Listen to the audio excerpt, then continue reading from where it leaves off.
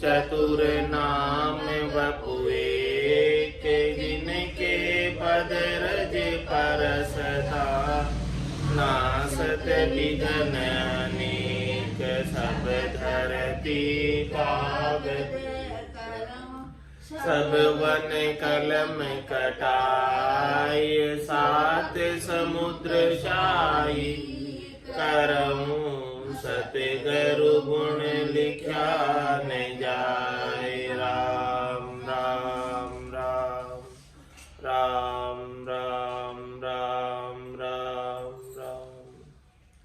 आप सभी के अंदर विराजमान परमात्मा के पावन चरणों में प्रणाम। राम राम। आनंद श्री सदगुरु सुखराम जी महाराज की 98 वाणी अजर लोक ग्रंथ चल रहा है। महाराज अजर लोक से चलकर आए हैं और विप्र के घर पर जामा पाया, शरीर पाया है।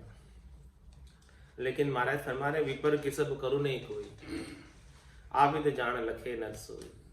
ऐसी देखो हमारी विधि, इस प्रकार से मुझे कोई लखे, मेरे ज्ञान को कोई लखे कि मेरे ज्ञान के अंदर त्रिगुणात्मक माया का कोई करनी नहीं है, कोई क्रिया नहीं। गुणातीत ज्ञान है, इंद्रियातीत ज्ञान है।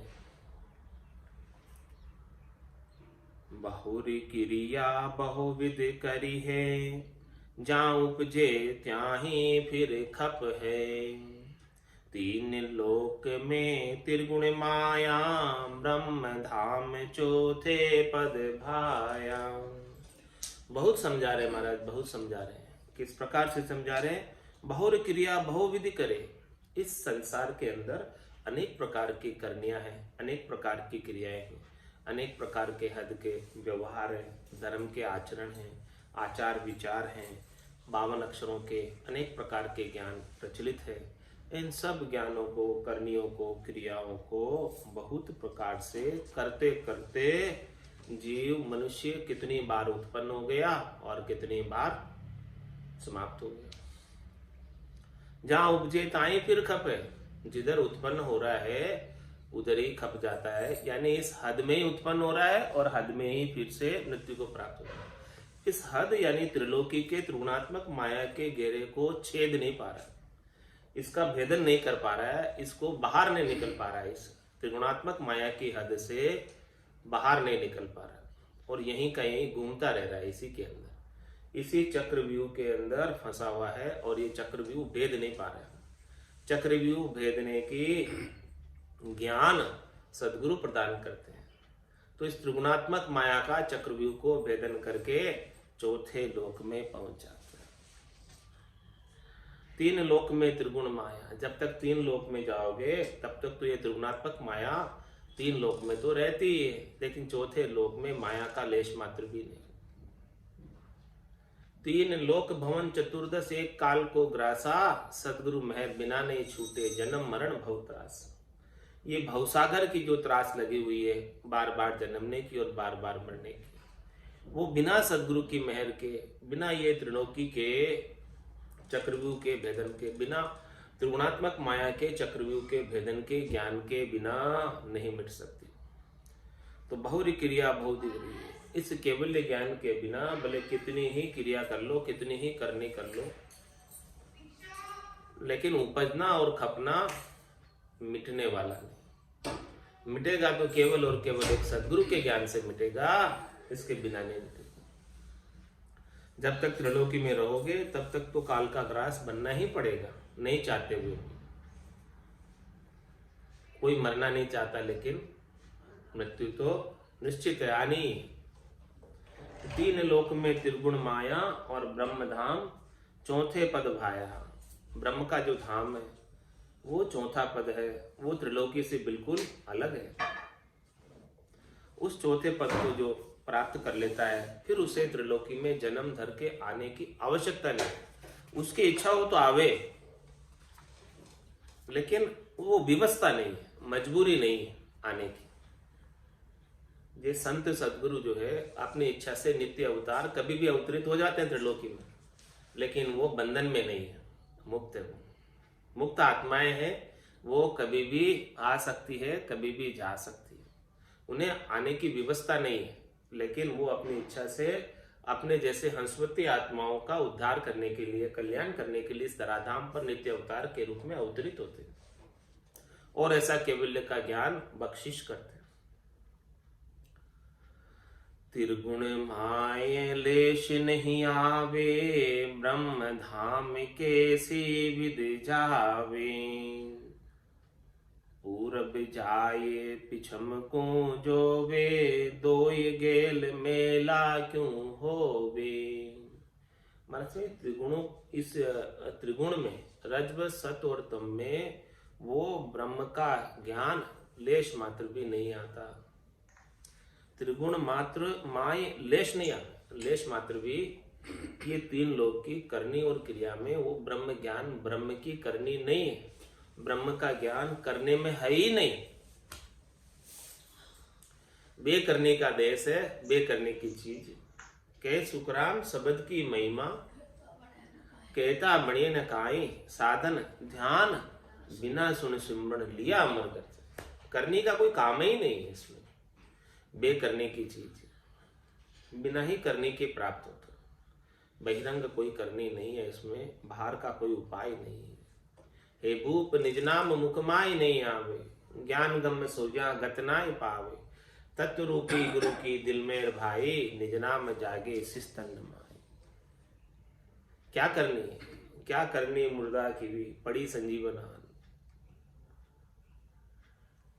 कह सुखराम जीवे नहीं तो बिड़त जड़ी को जाए। मुर्दे की क्या करनी है कि संजीवन जड़ी कुदरतन आकर, गेबव आकर मुर्दे के मुख में पड़ गई और वो जीवित हो गया। इसी प्रकार से सदगुरु की सत्ता है, सदगुरु की मेहर से, कृपा से, दया से, उनके निजमन के रीत जाने से, शिष्य की करनी को नहीं देखते हुए, उसके लच कुलच को नहीं देखते हुए, जिसके ऊपर कृपा हो गई वो हमेशा हमेशा के लिए अमर हो जाता है। मेहर भई सदगुरु की जादिन, सता उदय गट होई। तादिन तिथि लिखी केवल की, तामे कसर न कोई। तो त्रिगुण माय लेश नहीं आवे। इस त्रिगुण के अंदर वो ब्रह्म का ज्ञान, केवल्य का ज्ञान, त्रिगुण की करनी में लेश मात्र भी नहीं ना आता है।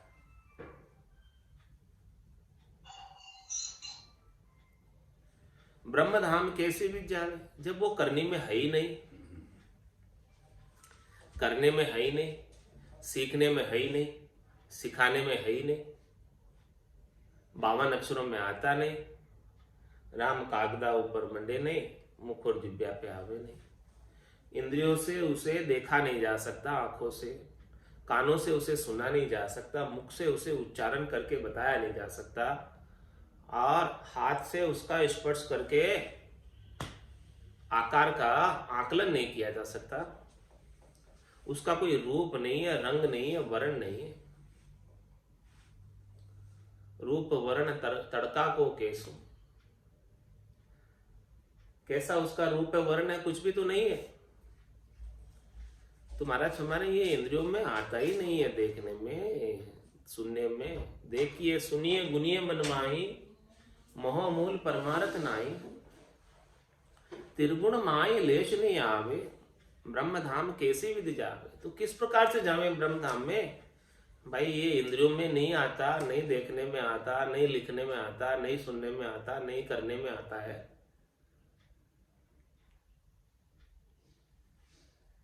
तो किस प्रकार जावे? पूरब जाए पिछम को जोवे, दोई गेल मेला क्यों हो। जा तो पूरब की तरफ रहे हो और जाना चाहते हो पश्चिम में, उल्टी यात्रा कर रहे हो।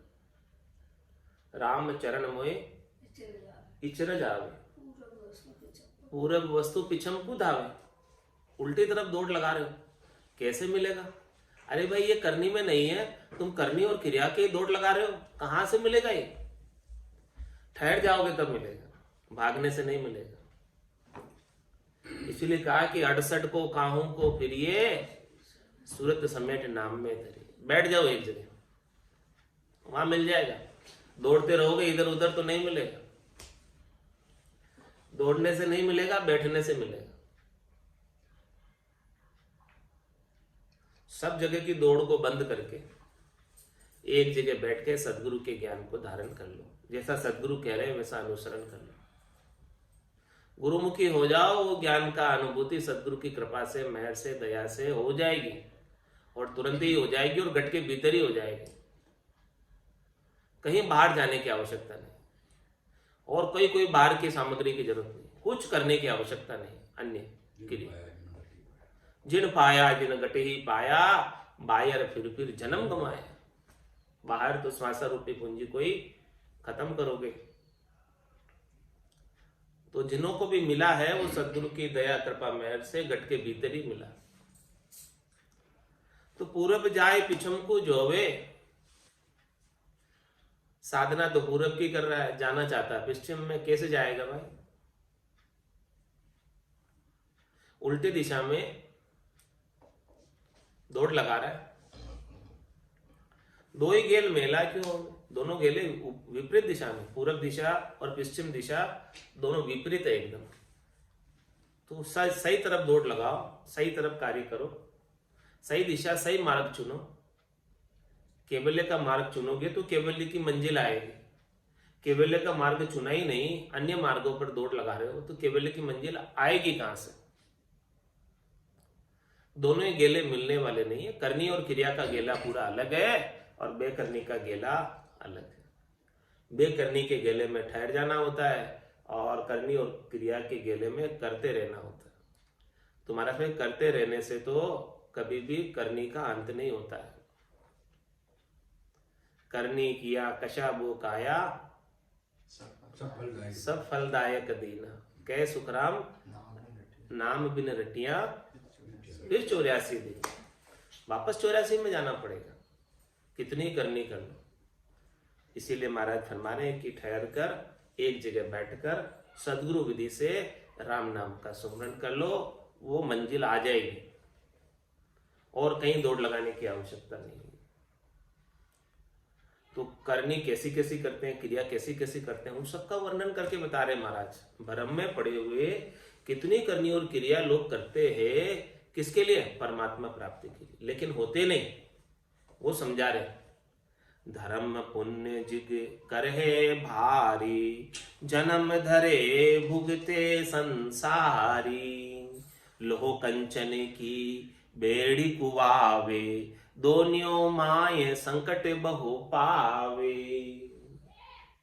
क्या फरमा रहे? धर्म पुण्य जिग करहे भारी, भारी भारी करते हैं, बहुत खर्चा करते हैं। कोई सदाव्रत चला देता है, कोई अश्वमेध यज्ञ कर लेता है, कोई कितनों को ही जिमा देता है, कोई 84 गांवों को बुलाकर जिमा देता है और कितने ही दिन तक जिमाता है। कोई धर्म का कितना ही कार्य करता है, पुण्य का कितना ही कार्य करता है, कोई यज्ञ का कार्य करता है। तुम्हारा तुम्हारा ये सब करो, अच्छा है, लेकिन इससे जन्मना मरना नहीं छूटेगा, त्रिलोकी में फल मिलेगा। वापस फल भोगने के लिए जन्म धरे भुगते संसारी, वापस जन्म धर के आओगे और जो आपने सुकृत किया, जो आपने पुण्य का कार्य किया, जो आपने भलाई का कार्य किया, जो आपने उपकार का कार्य किया, वो सुख के रूप में वापस आपको प्राप्त होगा। शुभ कर्म कर स्वर्गा जावे, अशुभ किया 84। कै सुखराम भक्ति कर केवल, परम धाम जंजासी।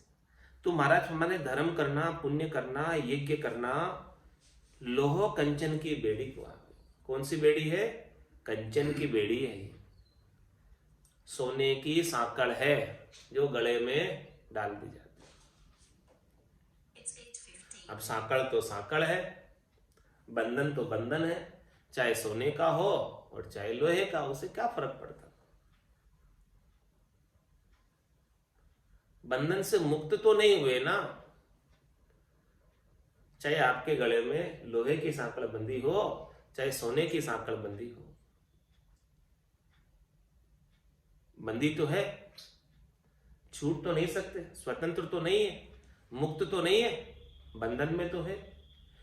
यही समझा रहे महाराज कि भी धर्म पुण्य यज्ञ करने से सोने की सांकड़ गले में पड़ जाती है और पाप कर्म करने से लोहे की सांकड़ गले में पड़ जाती है।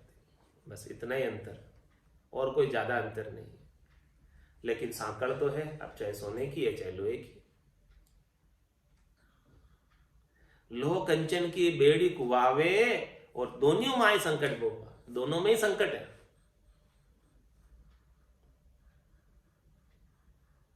क्या संकट है कि ये जो पुण्य किए हैं इनका सुकृत जब तक रहेगा तब तक सुख भोग लेंगे, और जैसे ही इनका सुकृत खुटा सुख भोगने से फिर से 84 में जाना पड़ेगा, फिर से दुख भोगने के लिए जाना पड़ेगा। योनि नहीं छूटेगी, जन्मना मरना नहीं छूटेगा। तो दोनों में ही संकट है। जब तक बेड़ी है तब तक संकट है, बेड़ी है तब तक पराधीन है। तो पराधीन है सपने वो सुख ना आए। पराधीन जागृत में तो सुख ले ही नहीं सकता, सपने में भी सुख की बात नहीं सोच सकता जब तक बेड़ी पड़ी हुई। बेड़ी यानी जब तक वो धर्मराय के एरिया में है, करनी और क्रिया के एरिया में। तो करनी और क्रिया का फल भोगने के लिए विवश नहीं चाहते हुए भी भोगना ही पड़ेगा। शुभ ही कर्म अशुभ ही कहावे, इन दोनों बिच जगत बंधावे। देता दुख लेवता सोई, भुगत्या बिना न छूटे कोई। क्या फरमाया? शुभ ही कर्म अशुभ ही कहावे। कर्म दो प्रकार के बताए, एक शुभ कर्म है और दूसरे अशुभ कर्म। दो प्रकार के कर्म, इन दोनों बीच जगत बंधा हुआ। पूरा संसार इन दोनों कर्मों के बीच बंधा हुआ है, करनी और क्रिया के बीच बंधा हुआ है। क्यों बंधा हुआ है? पहले कर्म करता है और फिर उस कर्म का फल भोगता है। जैसा जैसा किया वैसा वैसा भोगना पड़ता है। कह सुखराम मिल्या धर्माई, किया कर्म नहीं जावे। एक कर्म भी कोई आपके हाथ से हो गया, बन गया, तो वो वेस्ट जाने वाला नहीं। जैसा भी कर्म बना है, कोई सा भी हो कर्म बन गया आपके हाथ से, आपके द्वारा, और आपका शरीर मिट्टी में मिल गया, राख में मिल गया, लेकिन वो कर्म मिट्टी में नहीं मिला, राख में नहीं मिला। शरीर छूट जाने के बाद भी वो करनी और क्रिया का फल भोगने के लिए दूसरा शरीर मिलेगा, और दूसरे शरीर में वो करनी और क्रिया का जो भी फल है भोगना पड़ेगा। ऐसे कर्मों की गति है। तो शुभ ही कर्म अशुभ ही कहावे। कर्म दोनों ही प्रकार के कहलाते हैं, शुभ और अशुभ। इन दोनों बीच जगत बंधावे, पूरा संसार इन दोनों ही कर्मों के बीच में बंधा ही हुआ है, बंधन में। और जब तक करता रहेगा तब तक बंधा रहेगा। जब तक करना नहीं छोड़ेगा तब तक कैसे छूट जाएगा? बताओ। आगे से आगे कर रहा है, आगे से आगे उसका फल भोग रहा है। बस ये दुष्चक्र चलता जा रहा है, विक्सियस सर्किल के अंदर पड़ा हुआ है, और इस चक्कर से बाहर ही नहीं हो पाता।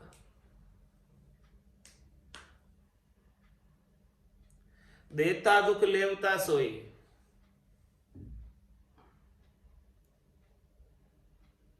कर्मों को करते वक्त और भुगतते वक्त दोनों ही तरफ दुख है। कर्म आप कोई भी सुख प्राप्ति के लिए कर रहे हो तो उसमें भी कष्ट है, बिना कष्ट किए कोई सुख तो नहीं मिलता, और फिर उसको भोगोगे उसमें भी दुख है। देता दुख लेवता सोई। भुगत्या बिना न छूटे कोई, एक कर्म भी बिना भुगते नहीं छूटेगा। आप देख लो कर्मों की गति, सब नोट हो रहा है। हंसस किया न छूटे रोया, किया कबाड़ा हाथा, घड़ी घड़ी दमदम का लेखा, चित्रगुप्त का था। चित्रगुप्त गुप्त रूप से चित्र बनाता रहता और अपने को नहीं दिखता, वो चित्र बना रहा। आपने एक एक घड़ी में क्या क्या कर रहे हो वो सीसीटीवी कैमरे में रिकॉर्ड किए जा रहा।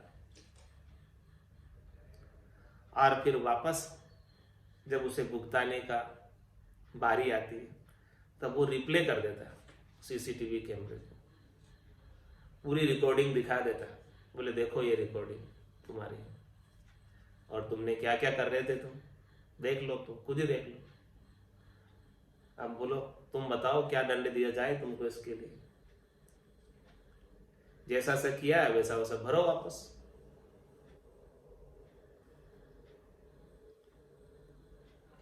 तो इनकी आस जब लग माई, क्या समझा रहे महाराज, किनकी आस, इनकी आस जब लग माई तब लग धाम न पहुंचे जाए। किनकी आस कह रहे हैं, शुभ और अशुभ की, जब तक शुभ और अशुभ की इच्छा रहेगी, कर्म करने की इच्छा रहेगी, करने की इच्छा रहेगी, क्रिया करने की कोई भी बहिरंग इच्छा रहेगी, इनकी आस जब लग माए। आस क्यों करते, सुख प्राप्ति के लिए तो करते, कर्मों की करने की आश।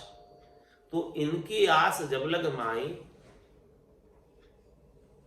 तब लग धाम न पहुंचे आए, तब लग वो धाम नहीं। धाम कब पहुंचेगा, जब शुभ शुभ की चाय निकट नेड़ी नहीं आए। करनी और क्रिया कर्म करने की कोई भी चाहना पास ही नहीं आ कि मुझे कुछ करना है। करनी और क्रिया के बंधन से बिल्कुल अलग हो जाए, दोनों ही प्रकार की करनी और क्रिया से, शुभ और अशुभ दोनों से अलग हो जाए, न्यारा हो जाए। उन दोनों की आसक्ति को छोड़ दे, इच्छा को छोड़ दे। जब तक की आशा लगी रहेगी कि मुझे कुछ करना है, अशुभ तो नहीं करना, शुभ भी करने की इच्छा रहेगी तो महाराज कह रहे तब तक भी धाम नहीं पहुंचोगे। शुभ करने का भाव भी घट में रहेगा तब तक भी धाम नहीं पहुंचोगे, क्योंकि अभी कुछ करने की इच्छा है तो उस इच्छा की पूर्ति के लिए त्रिलोकी में आओगे, वो कर्म को करने के लिए।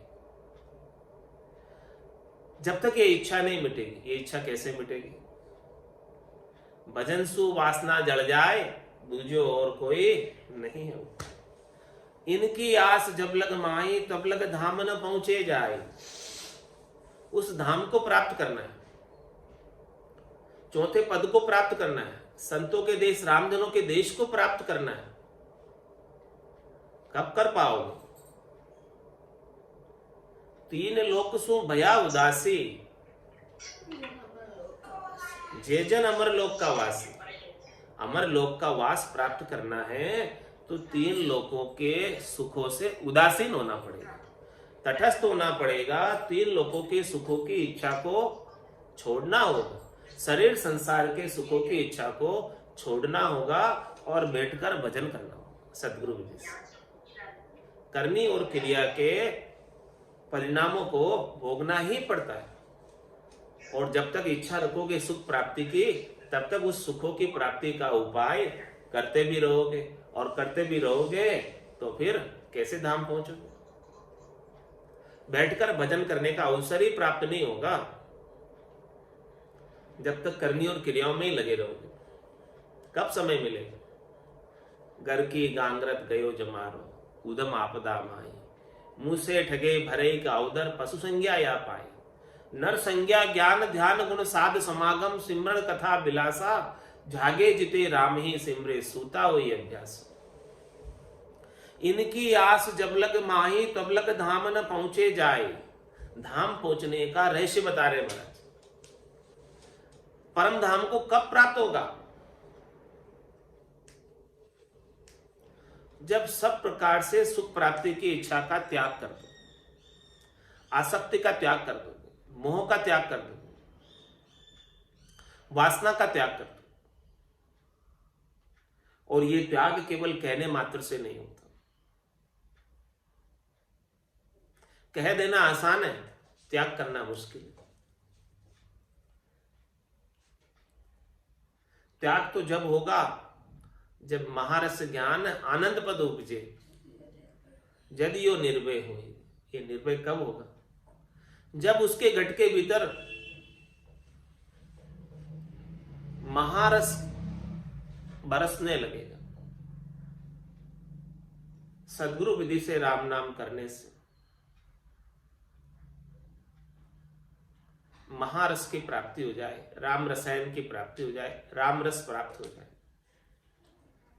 राम नाम का सुमरण इतना मीठा लगे कि छूटे नहीं रसना से। सुरता उस शब्द को छोड़कर कहीं जाए नहीं, इधर उधर भटके नहीं। इनकी आस जब लग माई तब लग धाम न पहुंचे जाए। तो कैसे रहे संसार में?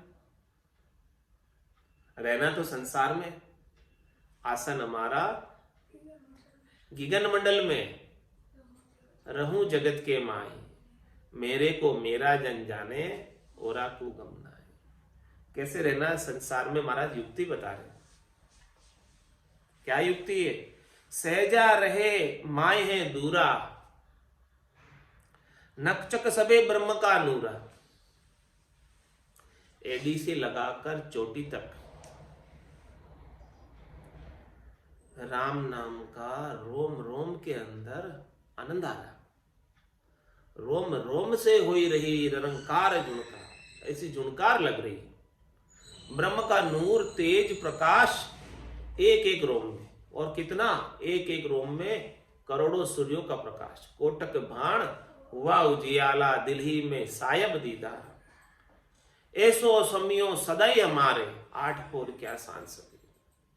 नक्षक बिछे ब्रह्म का नूरा, पूरे शरीर पुलकित रहता, आनंदित रहता है ब्रह्म के नूर में। रामा नाम नूर वाला मुख पर सोवे, तेज पुंज प्रकाश। और संसार के लिए कैसे रहता है? सहजा रहे माय है दूरा। संसार में सहज वृत्ति में रहता है। संसार का कोई भी सुख प्राप्त हो गया तो भी ठीक, नहीं प्राप्त हुआ तो भी ठीक, कोई खास बात नहीं, उसके लिए दुखी नहीं। कोई वस्तु मिली नहीं मिली, मिलने से न सुखी है और नहीं मिली तो भी नहीं दुखी है। सहज वृत्ति में रहता है। सम दृष्टि इच्छा कछु नाई, हर्ष शोक भय नहीं उर्माई। असज्जन ममुर बसे कैसे, लोभी हृदय बसे धनु जैसे। तुम सारी के संत प्रिय मोरे, धरऊं देह ने आन नहीं। सहजा रहे माय है दूर। महाराज बाहर से दूर होने की नहीं कह रहे कि आप जो है सारे सुखों को छोड़कर वन में चले जाओ, ऐसा भी नहीं कह रहे। क्या कह रहे हैं? करनी करे निक्रम रहे, ऐसी युक्ति लखाए, सदा विलास त्रास नहीं मन में, भोग में जोग जमा। सब प्रकार के काम करो, शरीर के, संसार के, घर के, गृहस्थी के, लेकिन सब कामों में सहजा रहे।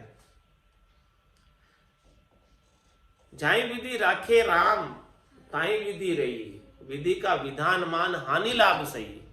राम राम राम राम राम राम कही। सहजा रहे माय है दूरा।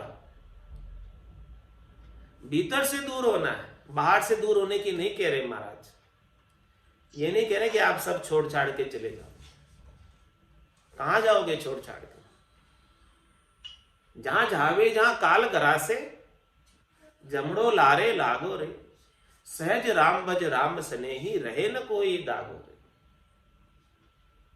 त्रिलोकी में कहीं भी चले जाओ, सब जगह तो काल है। तो सहजा रहे माई है दूरा, भीतर से दूर होने कह रहे, भीतर से आसक्ति को छोड़ने की कह रहे, भीतर से जो सुख प्राप्ति की हर्षिता है, खुशी है, उसको छोड़ने की कह रहे। सहजा रहे माय है दूरा, ये कब होगा? जब नकचक माय, जब नकचक सबे ब्रह्म का नूरा।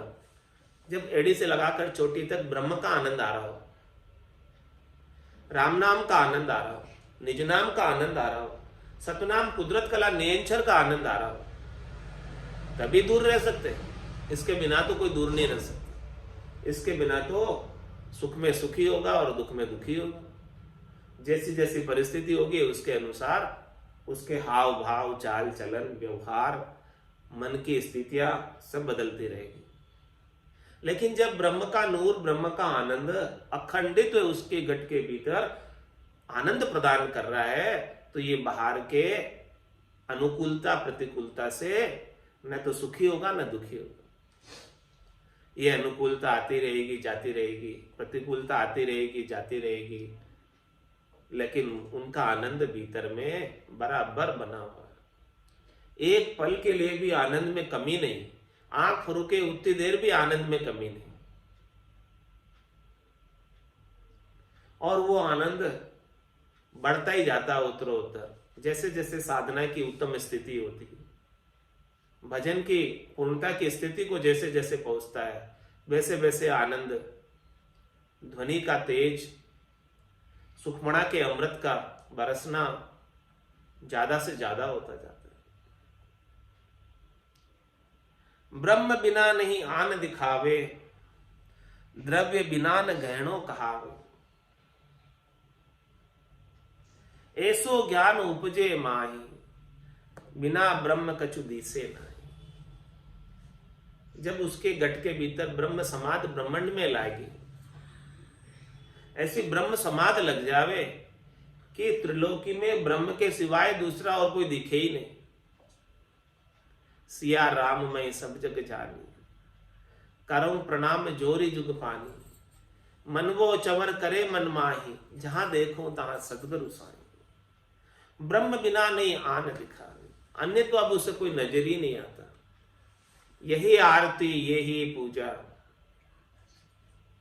राम बिना दर्शे नहीं तुझे। अब तो राम जी के बिना दूसरा कोई दर्शन में आता ही नहीं है, दिखता ही नहीं है, कोई है ही नहीं, किसी का वजूद ही नहीं है। सत्ता है तो केवल राम जी की, सर्वत्र। राम सर्वज्ञ भरपूर है, व्यापक सभी ठोर। एक सुई की नोक के बराबर जगह भी राम जी के बिना खाली नहीं। ऐसा दर्शन में आने लगे, ऐसा अनुभव में आने लगे, ऐसा सूझने लगे गट के भीतर, ब्रह्म बिना नहीं आन दिखा। अब अन्य उसे कोई नहीं दिखता है राम जी के सिवाय, ब्रह्म के सिवाय। किस प्रकार से दृष्टांत देकर समझा रहे कि द्रव्य बिना न गहनो कहावे। गहना जो भी बना हुआ है वो बिना सोने के नहीं बन सकता। अब वो गहना भी देख रहा है, यानी आकार भी देख रहा है, रूप भी देख रहा है, तो उसकी दृष्टि आकार पर नहीं है, गहने पर नहीं है, रूप पर नहीं है। उसकी दृष्टि तो उसके भीतर जो सोना है, शुद्ध परमात्मा है, शुद्ध चेतन, उसके ऊपर दृष्टि, वो आत्म दृष्टि आ गई, परमात्म दृष्टि आ गई। परमात्मा के सिवाय दूसरा और कोई दिखता ही नहीं। क्या द्रव्य के बिना गहना हो सकता है? क्या सोने के बिना किसी गहने की आप कल्पना भी कर सकते हो?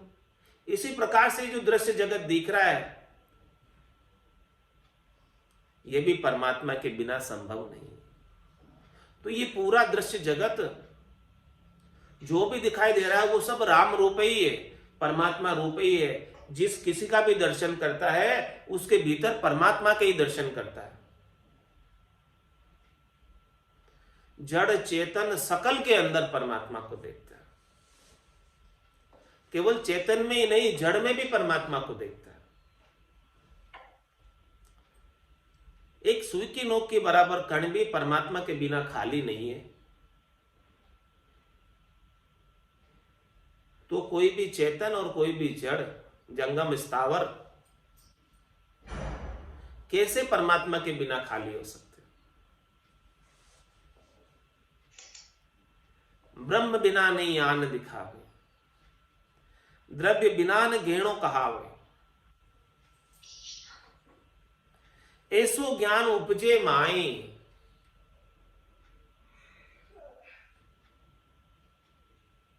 ऐसा अनुभव में आने लगे, ऐसा दर्शन में आने लगे। बिना ब्रह्म कछु दिसे नाही। अब तो राम जी के सिवाय दूसरा और कोई दिखता ही नहीं है। किसी की सत्ता नहीं, किसी का वजूद नहीं है, किसी का अस्तित्व नहीं है। सबके अंदर राम जी सूझने लगे। कहने की बात नहीं है, कहना आसान है, सूझना मुश्किल है।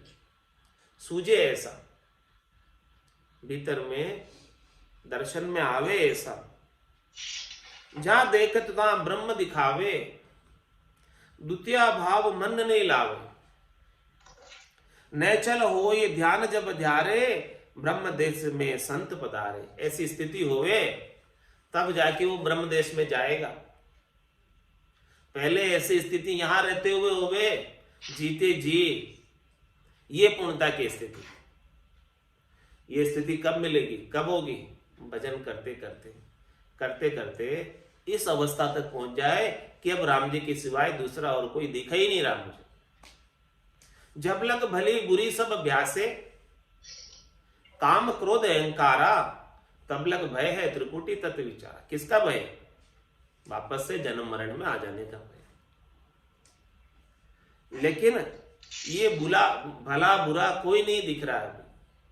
कबीरा खड़ा बाजार में, मांगे सबकी खैर, ना काहू से दोस्ती ना काहू से बैर। जा देखत ता ब्रह्म दिखावे। जिधर दृष्टि डालता है उधर राम जी के सिवाय दूसरा और कोई नहीं दिखता। द्वितीय भाव मन नहीं लावे। मन के अंदर दूसरे के, किसी के दर्शन नहीं कर रहा हो। किसी के भी दर्शन कर रहा है तो उनके अंदर राम जी की ही मूर्ति दिख रही है उनको। राम जी का ही रूप दिख रहा है, राम जी का ही नूर दिख रहा है, राम जी की ही चेतनता दिख रही है, राम जी की ही सत्ता नजर आ रही है। दूसरी और कोई चीजें ही नजर नहीं आती उसमें। इस प्रकार से ध्यान इतना नेचल हो जाए कि दूसरा कोई सूझे ही नहीं, दूसरा कोई दिखे ही नहीं, दूसरा है ही नहीं। कहां से दिखेगा? ऐसी स्थिति को कोई प्राप्त हो जाए जब पूरा द्वैत खत्म हो जाए, द्वैत हो जाए, तो महाराज फरमाने ब्रह्म देश में संत पधारे। करोड़ में संत कोई गम पावे, ऐसी स्थिति को कौन पहुंच पाता? करोड़ों संतों में से कोई एक आध पहुंचता है, और तब वो ब्रह्म देश में पधारता है, तब वो चौथे लोक में पधारता है, तब वो संतों के देश, रामजनों के देश में जा पाता है। इसके बिना ऐसी स्थिति जीते जी आए बिना नहीं जा सकते। फिर से जन्म धरना पड़ेगा एक दो और, क्योंकि जागियो नाम तंथर हरियो, जब तक केवल पासी, लाखा गुना खून पड़ जावे तो मिनखा दे तो आसी, जात जात आनंद कर जासी। आगे पीछे सोच। आगे पीछे क्यों लगाया? क्योंकि ऐसी स्थिति जब तक नहीं आएगी तब तक नहीं जाएगा।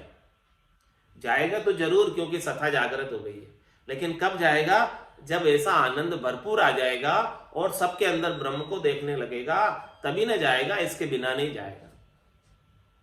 जात जात आनंद कर जासी, आगे पीछे सोई, लेकिन आएगा किसमें? मिनखा दे बिन और देहरे, युवंश धरे नहीं। जिसके ऐसी सत्ता जागृत हो गई सदगुरु की, वो वापस मिनखा देही में आएगा और ऐसी स्थिति को प्राप्त करके, पूर्णता की स्थिति को प्राप्त करके परम धाम में, चौथे लोक में, संतों के देश में, रामजनों के देश में जाएगा। बोलो राम सदगुरु देव जी महाराज ने, परम दयाल सतगुरु सुखराम जी महाराज ने, धन्य हो धन्य हो। आनंद श्री सतगुरु सुखराम जी महाराज की ज्ञान सत्स्वरूप भगवान ने, केवली भगवंता ने, जीवा तारण जहाज ने, मोक्ष के मालिका ने, अनंत कोटि संतान, राम सभा में राम राम राम राम सा राम राम सा राम राम सा।